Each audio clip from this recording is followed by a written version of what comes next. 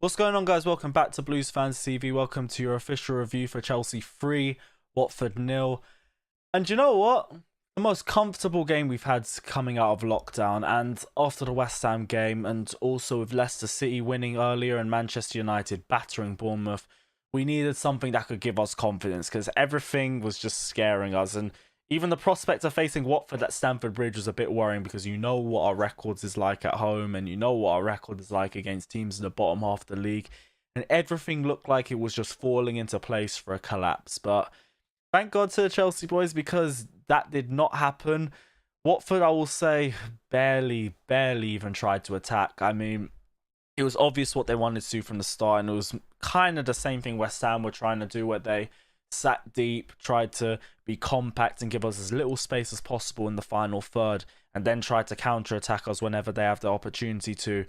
Difference is they just didn't have the players, they didn't have the quality going forward. Some of the crosses were so dreadful from them. And also, we didn't really have the same defensive mistakes either. There was one worrying pass from Zuma in the second half, but other than that, I think he had an amazing performance today. I think his strength was needed so much, and his jumping as well for set pieces. It's been such an underrated aspect. Maybe not even underrated, but it's such a key aspect of his game, his jumping. His jumping is crazy. I remember games back in his first spell before the injury where he'd just be jumping over the corner flag for Bants in the warm-up. And it's just a little showing of exactly how high he can jump. So that's very necessary for us for the set pieces. Like I said, though, first half, it was very frustrating until we made it 1-0. It looked like it was going to be another one of those games where we struggled to break down a team with a low block. But we just needed a moment of magic to get the ball into the back of the net. And as soon as we get the first goal, hopefully the game will start to open out a little bit more for us. And it did. Brilliant assist from Barkley for the first goal. Nice little short pass to Olivier Giroud, who got the ball in a cross goal into the bottom right-hand corner. Great start for 1-0. Watford still didn't seem to come out, though, after that. And it looked like they still wanted an emphasis on defensive positioning. And it wasn't really until the second goal where we started to feel a little bit more comfortable. Pulisic got taken down by Capoue, and it was a very bad challenge. Pulisic, to be fair, went down very easily, but Capoue absolutely bodied him. He absolutely bodied him, and it was a blatant penalty. Willian stepped up, another set piece into the net for him, and it was 2-0 Chelsea. Willian, who's been in very good form coming out of lockdown. It's another goal for him, and it's another good performance as well. Second half, I will be real, the game really dragged on.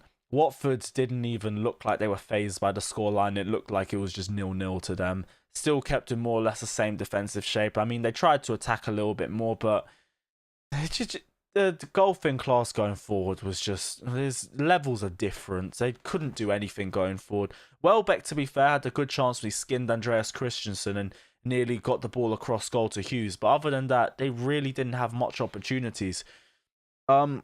Mason Mount won man of the match, and I thought it was a great performance from him and Pulisic. They were running riot on either side of the wings. Mason Mount, like I said, has been a massively key player for us since the turn of lockdown and even in the games before that.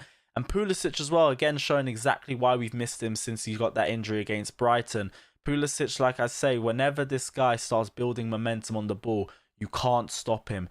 Most of the creativity was coming through him, even though we weren't seeing much creativity from midfield. They were being stifled, and he had to drop deep a little bit more to collect the ball. He was still causing damage whenever he had the ball, and he was a danger man by a mile.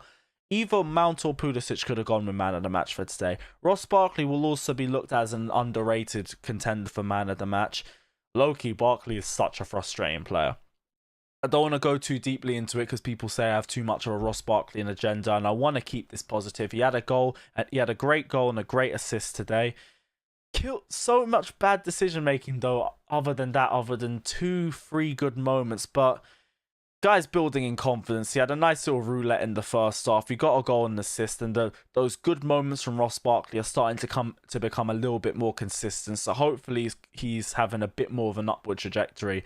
I will say it wasn't a perfect performance from Ross Barkley. Do not say it's an agenda or not. It's just the way the game was. Ross Barkley's decision making still needs work, but he had a goal and assist, and it's an improving performance. So I'm just going to keep this review positive. Olivier Giroud as well. I think he did very well in the strength battle with the two centre-backs. His link-up play with Pulisic and Willian was strong as well.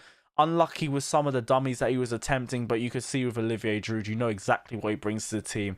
And one thing I love about Giroud is he's always underrated at the start of the season. And then he always starts to build more respect for himself as the season goes.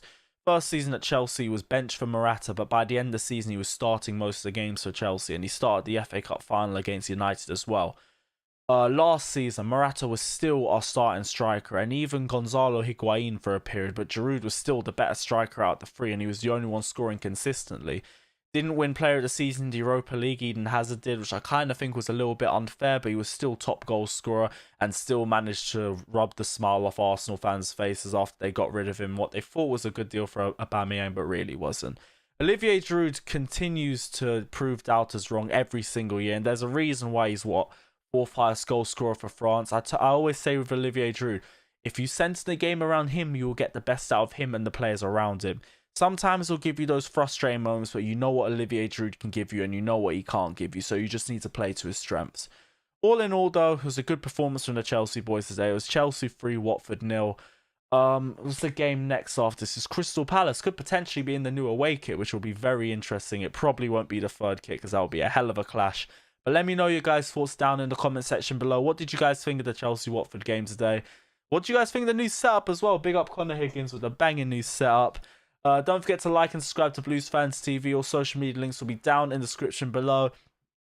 Congratulations. No, thanks if you guys have subscribed because we have just hit 100k a couple days ago. Been trying to hit it for months. So if you guys have subscribed, if you guys have liked, if you guys have followed us through the way, thank you guys so much for that. Don't forget to like and subscribe. We're going to leave a link to Connor's Twitch down in the comment section below as well. Don't forget to like and subscribe to Carefree Lewis G. I'm going to leave a review.